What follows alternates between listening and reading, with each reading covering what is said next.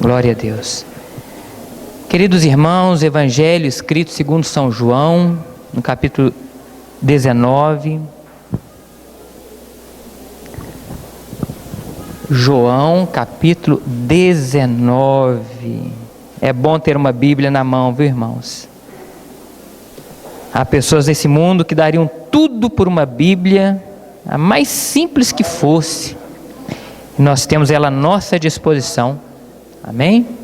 Então, João 19, a partir do verso 28.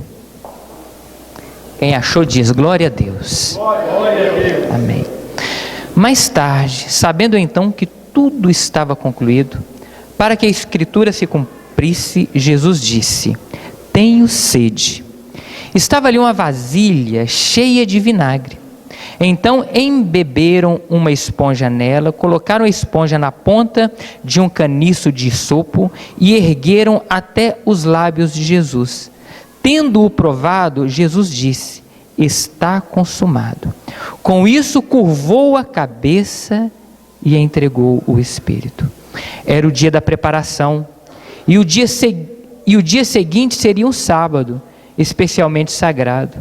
Como não queria que os corpos permanecessem na cruz durante o sábado, os judeus pediram a Pilatos que mandasse quebrar as pernas dos crucificados e retirar os corpos. Vieram então os soldados e quebraram as pernas do primeiro homem que fora crucificado com Jesus e em seguida as do outro. Mas quando chegaram a Jesus, constatando que já estava morto, não lhe quebraram as pernas. Em vez disso, um dos soldados perfurou o lado de Jesus com uma lança e logo saiu sangue e água. Aquele que o viu, disso deu testemunho, e o seu testemunho é verdadeiro. Ele sabe que está dizendo a verdade e dela testemunha para que vocês também creiam. Essas coisas aconteceram para que se cumprisse a Escritura: nenhum de seus ossos será quebrado. E como diz a Escritura no outro lugar: olharão para aquele que transpassaram. Amado Deus, eu lhe agradeço, Senhor, por essa palavra que é viva e que é eficaz. Às vezes nós não a compreendemos, às vezes não damos importância, mas a misericórdia do Senhor tem nos sustentado até o dia de hoje. A benevolência do Senhor tem nos sustentado até o dia de hoje. Então nos abençoe mais uma vez, Senhor. Abençoe esta igreja. Cada irmão que está aqui nessa noite que possa receber, Pai, algo que seja do Senhor, que não seja do homem, que não seja terreno, que não seja efêmero, mas que seja verdadeiro. Ó meu Pai, estamos aqui, ó Deus amado, como pessoas famintas, como pessoas necessitadas por um alimento que somente o Senhor pode dar. Ó meu querido Jesus, por misericórdia, fala conosco, pelo Teu Espírito e pela Tua misericórdia. Amém. Pode assentar, meus irmãos. Aleluia. Glória a Deus. Irmãos, esse é um texto difícil da gente ler, porque a gente sabe que não é uma mera história que aconteceu no passado e ficou e pronto. É difícil, irmãos, a gente às vezes sair do nosso tempo e ainda muito limitados nos transportar ali, tentando imaginar como foi esse momento na cruz. A perda de um líder, a perda de uma referência, a perda do homem mais famoso e que arrebanhou mais seguidores, a perda de alguém que fizera muitos milagres, muitas e muitas coisas aconteceram pela mão desse homem. E o Estado, o país, as pessoas, os seguidores, os acusadores, pararam nessa sexta-feira desse evento e presenciaram esse triste momento da história. E muitas pessoas que ainda acreditavam até o último momento tinha a esperança de que aquilo não podia estar acontecendo. Jesus, esse homem forte, destemido, ousado, cheio de poder, de inteligência, de espiritualidade, passando ali horas e horas de uma sexta-feira, afrontas, ofensas, acusações e vergonha. Tudo começou de manhã. A vergonha, as ofensas, o maltrato, a dor. E durante aquele dia as pessoas acompanhavam toda aquela cena, aquela trajetória que os irmãos bem conhecem. E às vezes, por a gente conhecer bem, a gente não dá o devido valor. Mas o bem da verdade é que a multidão acompanhava cada passo, cada hora, cada minuto daquele dia. Uns dizendo que aquilo era uma fraude, que tudo que aquele homem havia dito e havia pregado era uma inverdade, era uma afronta à religiosidade, era uma afronta aos costumes, à cultura. E para eles, aquele momento era um sucesso. E para os que acreditavam, era um momento de confusão. Era um momento de uma possível perda de expectativa, uma possível perda de motivação, até que finalmente às 3 horas da tarde, esse homem, chamado Jesus, como nós lemos aqui, ele morre. E dá então, irmãos, início um período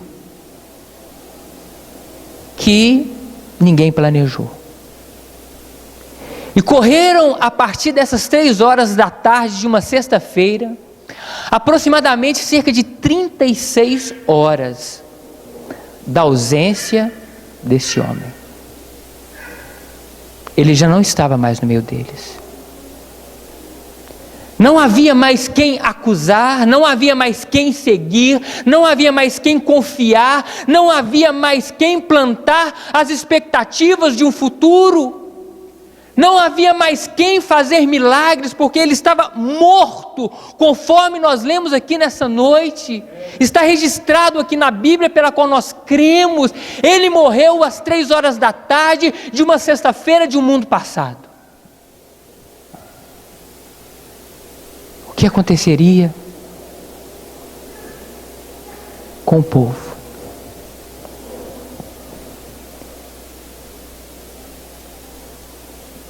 Eu fico imaginando, irmãos, como foi passar 36 horas aproximadamente sem Jesus, numa ausência plena, numa ausência factível, numa ausência nítida, vista com os próprios olhos. Ele não estava mais lá. Ele não estava mais no meio do povo. E os comentários começaram a surgir no meio dos povos, das multidões. Como que haveria então uma justificativa para ter seguido aquele homem, para ter confiado naquele homem, se agora ele não estava mais presente? E a Bíblia relata alguns sentimentos de algumas pessoas, como aqueles discípulos, aqueles seguidores, aquelas duas pessoas que confiavam em Jesus, mas de repente eles não haviam assimilado ainda aquela perda. E eles estavam em caminho para uma cidadezinha, e ali eles conversavam entre si a respeito desse grande homem, desse grande profeta. E o diálogo que se percebe entre os dois nada mais é do que lamento, do que murmuração, do que tristeza. Os discípulos de Emaús não tinham mais no seu coração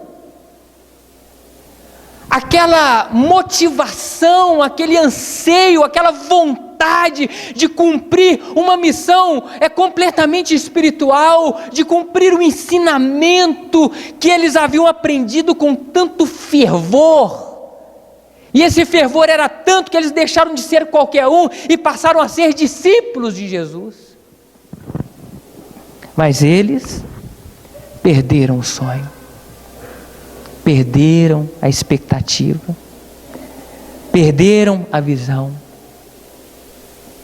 E não só esses discípulos, mas pessoas mais próximas de Jesus, que haviam sentado à mesa com ele, ouvido de perto as suas histórias, as suas parábolas, que haviam ali comungado de perto os seus milagres, como os apóstolos. Tomé era um deles.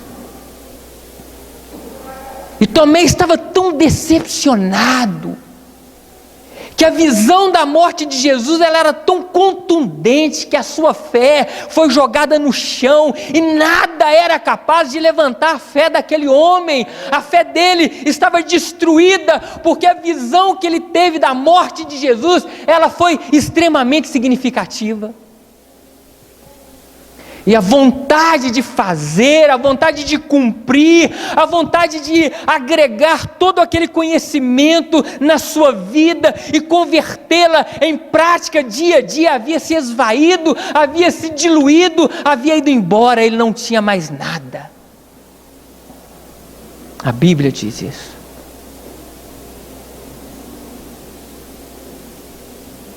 Pessoas que estavam próximas de Jesus,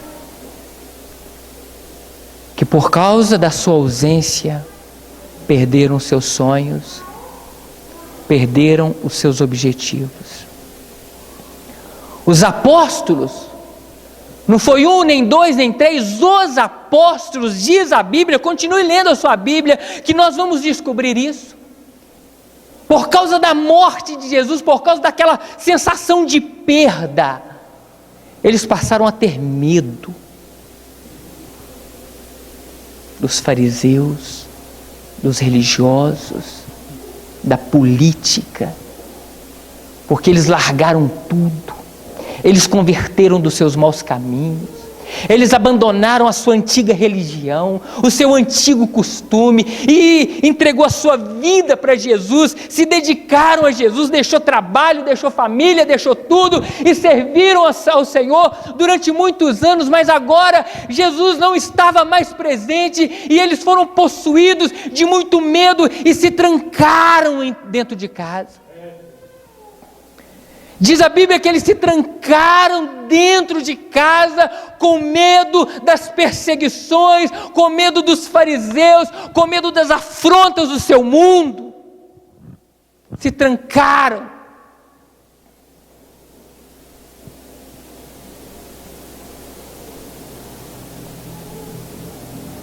Foi lá Maria Madalena, aquela mulher prostituta, que tinha uma vida perdida,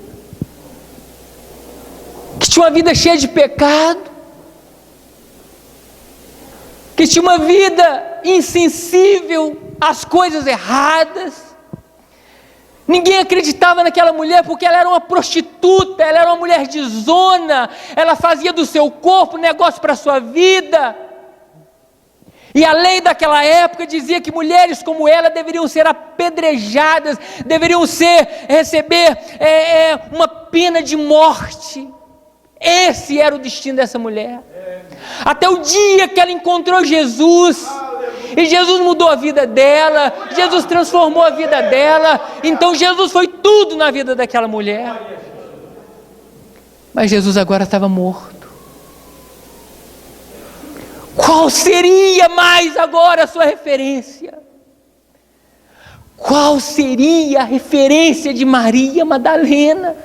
A partir dessa sexta-feira, às 15h, o que seria da vida dela, o que se passou na cabeça dessa mulher? E o que a Bíblia conta é que ela precisava estar próxima daquele que outrora fora um homem importante na vida dela. E ela então foi ao túmulo chorar essa grande perda. Ela foi esticar o velório. Ela não conseguia enxergar um passo à sua frente, ela não conseguia enxergar o amanhã, ela não conseguia enxergar o futuro, porque tudo estava fincado no passado. E Jesus, nesse momento na vida dela, não era mais história futura, era uma história passada. E ela foi ao túmulo chorar a perda da sua referência.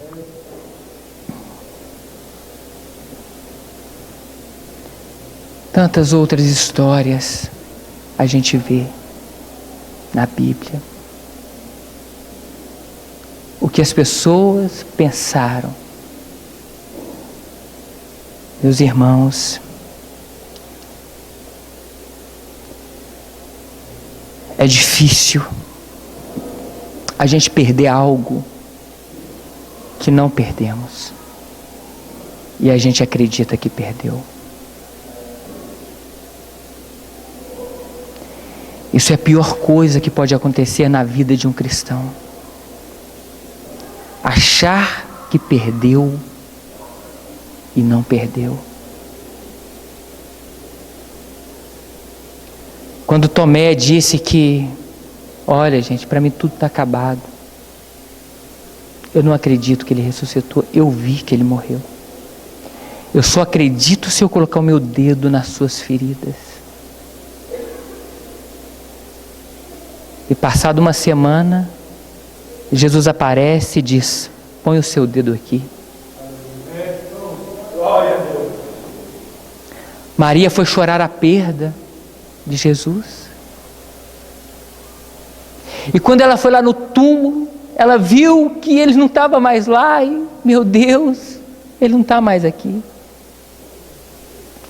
Aí alguém perto dela diz assim: Maria, era ele. Oh, bendito seja Deus. Era ele, irmãos. Os discípulos, enquanto estavam trancados dentro de uma casa, cheios de medo e de pavor, sem saber o que fazer. Do nada, como uma mágica, quem que aparece no meio deles? Ele. E diz a Bíblia que ele assopra. E eles então são possuídos pelo Espírito Santo. Aleluia. Sabe a história, irmãos, dos discípulos que estavam ali murmurando a perda de Jesus, estavam a caminho de Emaús? Ele estava no meio daqueles dois discípulos durante aquela caminhada e eles não percebiam aquilo. Oh, meus irmãos, eu estou dizendo isso nessa noite, porque muitos de nós estamos vivendo um evangelho falido, um evangelho que nós não acreditamos nele, e parece que Jesus morreu na nossa vida, e nós acreditamos nisso porque nada acontece no nosso meio, porque nós não temos fé, porque nós não acreditamos. Porque para mim muito mais vale um jogo de futebol, que eu vou para o estádio, fico 2 horas no trânsito, gente me apertando para lá e para cá, e o jogo começa, e passa 1, 2 horas, e eu tenho que ir embora para casa, mais 3 horas para voltar, e eu estou feliz, eu estou alegre, porque meu time ganhou. Mas se passa 5 minutos do culto, eu murmuro, eu acho ruim, isso não está certo, o pastor é desorganizado. Cadê Jesus, irmãos, no nosso meio? Nós estamos vivendo uma sexta-feira de velório, muitas vezes, nós estamos vivendo um sábado de velório, sem a presença desse grande mestre, que para nós foi uma referência muito grande, e essa referência ela foi tão grande, que mobilizou todo mundo aqui, para estar aqui nessa noite. Irmãos, nós carregamos isso aqui para quê? Para que serve isso aqui, irmãos, se eu não faço uso disso aqui? Quantos de nós não se dedica à leitura da Bíblia? Quantos de nós não tem o hábito de orar? Quantos de nós não preocupamos em mentir? E mentimos e dormimos bem, e não lemos a Bíblia e dormimos bem, e a igreja está vazia, e para mim está tudo bem, e a obra não acontece, e para mim está tudo bem. Evangelho falido. É o que a Bíblia fala, irmãos. Isso não tem mudança. Isso não tem mudança. Nós não sentimos mais. Não se ouve mais falar de Espírito Santo. Não se ouve mais falar de respeito aos mais velhos.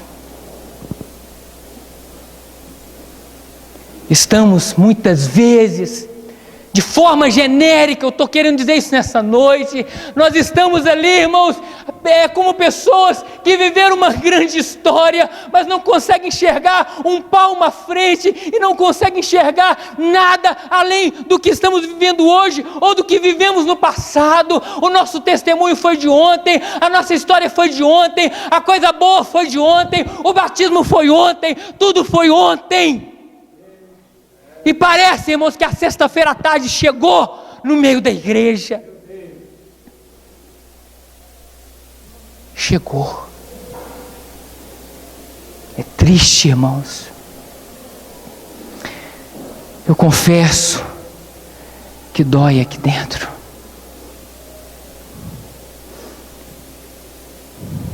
Dói. A gente precisa de sentir a presença do Espírito Santo. Sabe, igreja?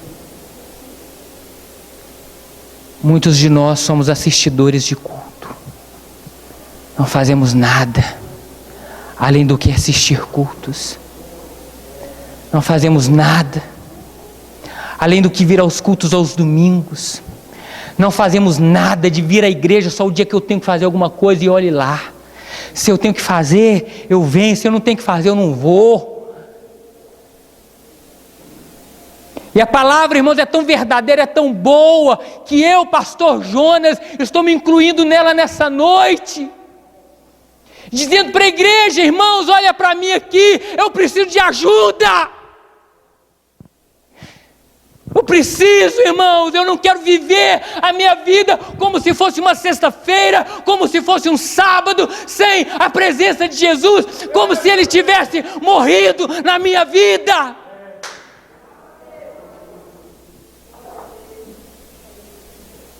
Oh, meus irmãos, como que é triste a gente dizer a verdade. Eu digo para os irmãos, eu não queria pregar isso nessa noite, essa palavra aqui está guardada há muito tempo. Mas eu queria pregar outra coisa, porque dizer a verdade para mim, irmãos, dói. Quando toca na minha ferida. Porque eu tenho uma facilidade enorme de justificar os meus erros, o meu estado, o meu estágio.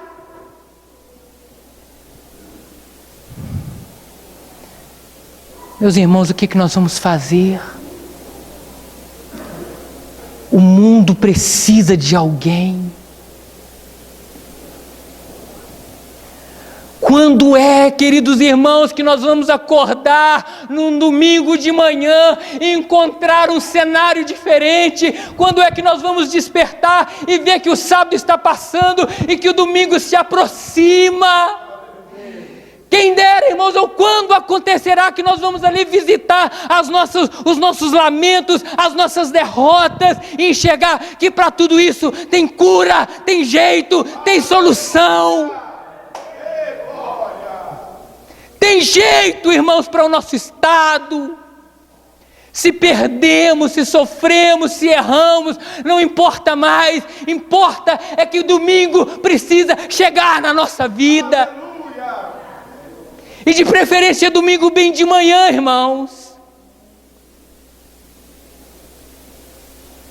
Não queremos e não podemos ir ali no túmulo procurar um Jesus morto, procurar um Jesus que fez, procurar um Jesus que ensinou, procurar um Jesus que foi uma bela história do passado. A igreja precisa olhar para frente, porque depois do domingo, irmãos, tem a segunda, tem a terça, tem a quarta e por aí vai. A igreja precisa fazer.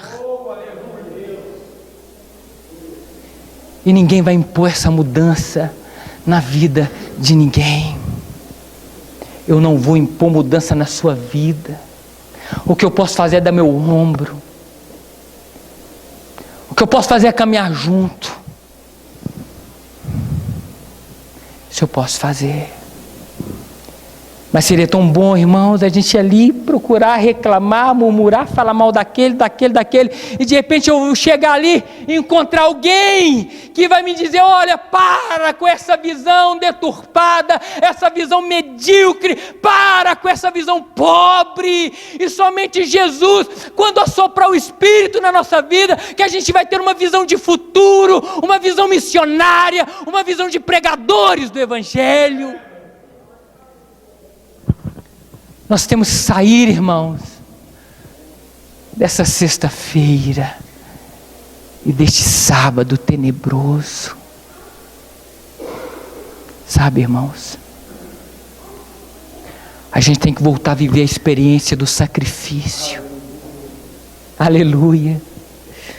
Aquele sacrifício que você sacrifica sem querer trocar nada com Deus.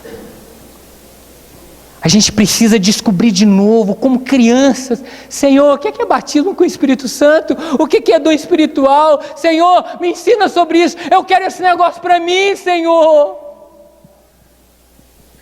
A igreja está passando por um período difícil, irmãos, de um evangelho deturpado, onde mais prevalece a palavra do homem do que a palavra de Deus, onde mais se respeita a posição de uma liderança do que a posição de Deus.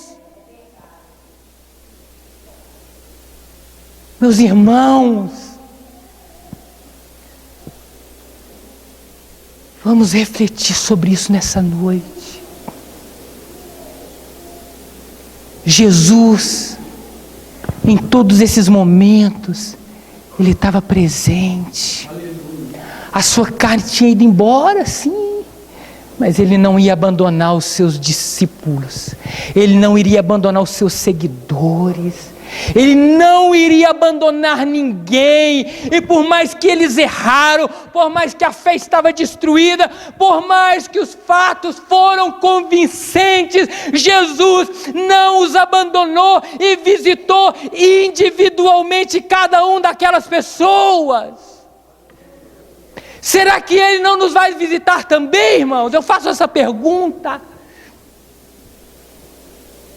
Afinal de contas, nós estamos aqui nessa noite, queridos irmãos, não é para ser despertado somente, nós não estamos aqui somente para curtir um culto, somente para louvar a Deus, mas sobretudo, nós estamos aqui para ser treinados, preparados para essa obra desafiadora que nos espera lá fora.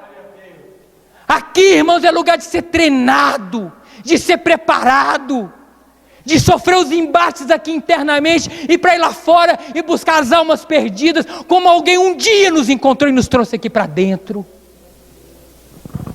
Aqui é zona de conforto, aqui é gostoso, aqui é bom, aqui é uma maravilha, e ainda assim, irmãos, nessa maravilha toda, olha como que nós estamos. Hoje eu estou cansado, eu não vou na igreja. É o pastor Jonas que vai pregar. Terça-feira, eu ir na igreja? Terça-feira? O pastor Valdir já fez aqui, já se pranteou aqui em cima nesse púlpito. Irmãos, terça-feira, irmãos, quinta-feira, irmãos, por favor, vem irmãos, vem para a igreja, vem ser treinado, vem ser preparado, vem para a oração, irmãos, tem oração aqui na igreja. Não.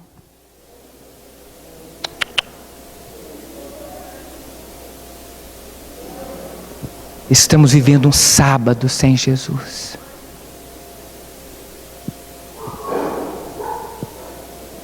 Um sábado onde tudo se perdeu. A referência, a expectativa, a motivação, tudo.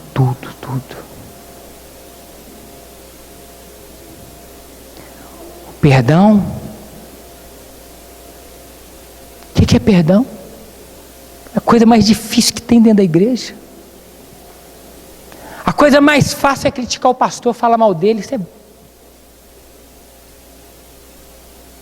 Que a igreja lá está milionária porque arrecada muito dinheiro, porque a igreja B ela é rica e por isso está tudo certo, porque a igreja C ela arrebanha multidões porque o evangelho dela é muito simples, e a gente vai falando, vai criticando, mas essas críticas é para justificar o nosso estado espiritual. É uma justificativa pobre, medíocre, mesquinha.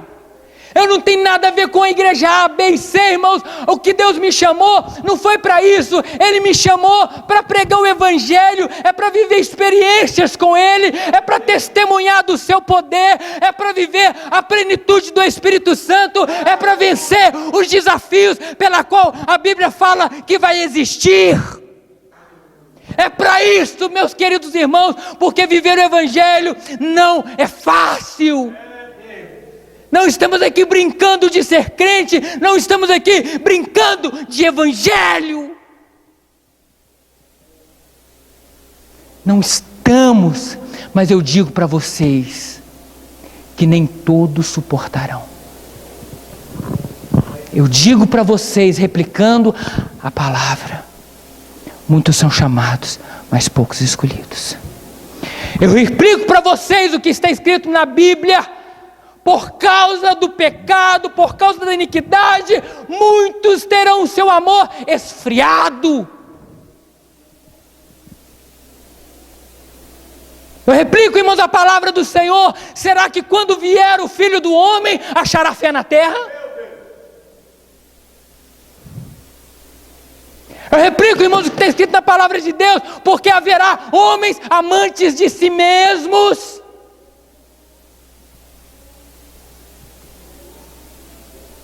Estamos no sábado, estamos na sexta, estamos ainda curtindo essa historinha de críticas, de afrontas, de permanecer na zona do conforto, de ter medo do mundo, de ter medo de macumba, de ter medo do espiritismo.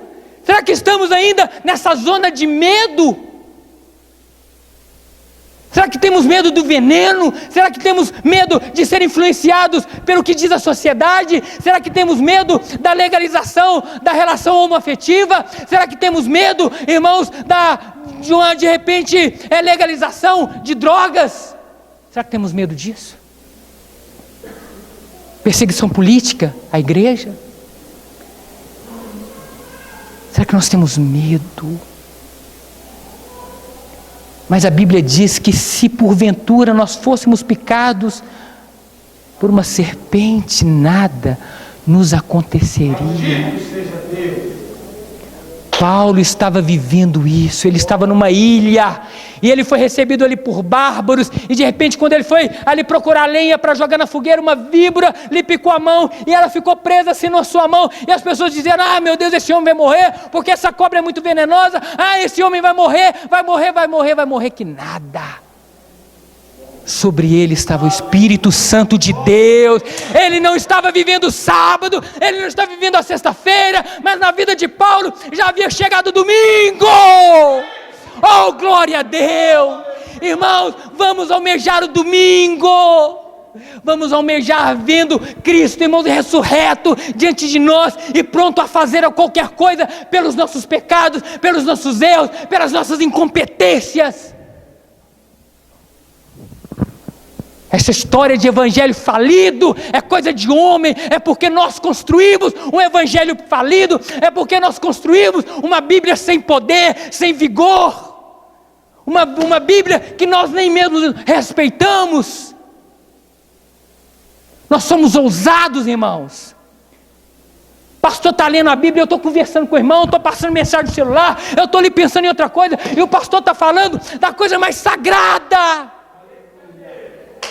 Eu chego na igreja, irmãos, e converso com A, converso com B, converso com C, mas não tenho coragem de dobrar o meu joelho quando eu chego na igreja. Este lugar que é santo, este lugar que é sagrado. Isso é evangelho falido que eu construí, que eu fiz na minha vida, porque eu chego o sábado e eu não percebi essas coisas. Jesus morreu na sexta e ficou lá. Meus irmãos, se 12 pessoas mudaram a história do mundo, meus irmãos, quem dirá nós, que somos muito mais que 12? Mas nós não cremos. A nossa vida é muito mais atrativa do que a igreja, porque os meus afazeres, os meus programas, o meu planejamento, ele é muito mais atrativo do que o pastor, do que a igreja, do que a Bíblia, do que Jesus. E a gente não sai dessa zona de conforto. Vem pregador, sai pregador, fala isso, fala aquilo, e eu sou o mesmo. Eu permaneço mesmo. Eu não permito sair desse final de semana terrível, onde tudo é obscuro, onde tudo perde o brilho, onde o colorido se esvai. E foi exatamente isso que os irmãos estavam vivendo. Uma história que passou a não ser mais sustentada. O brilho que se foi, o sonho que se foi, tudo se foi. Mas ainda assim, Ele estava no meio deles, mas eles não enxergaram isso. A Bíblia diz que onde estiver 2 ou 3, ali Ele estaria. Mas eu não consigo dar vida a essa palavra. Eu não consigo dar vida a essa palavra.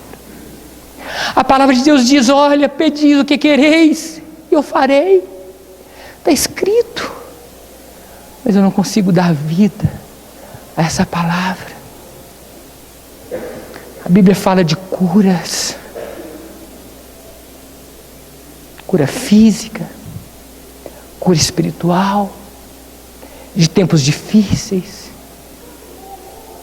Mas eu não consigo tirar a letra desse papel. A letra está aqui fincada, ela não consegue transcender esse espaço aqui e adentrar no meu coração. A palavra de Deus parece, irmãos, que está presa, a palavra de Deus parece que está trancada.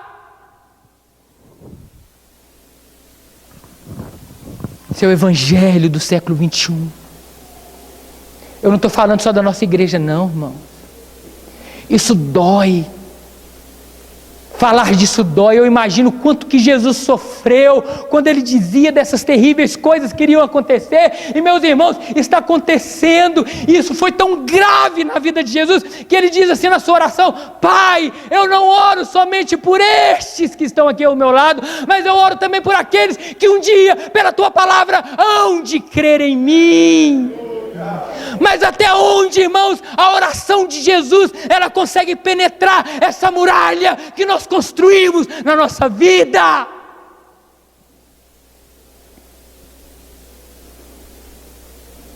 Parece que essa muralha é intransponível. Parece que mudar costume, mudar rotina é o fim da picada, é o fim de tudo.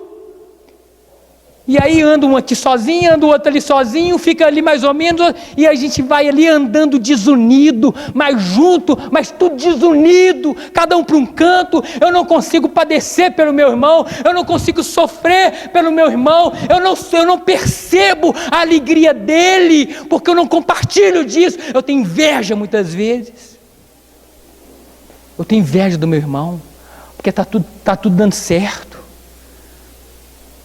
Oh, irmãos, eu sei que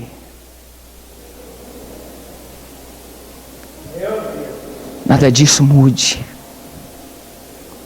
mas nessa noite eu falei o que está no meu coração, e eu digo para os irmãos, como pastor, co-pastor dessa igreja, que dói. Eu acho isso bom,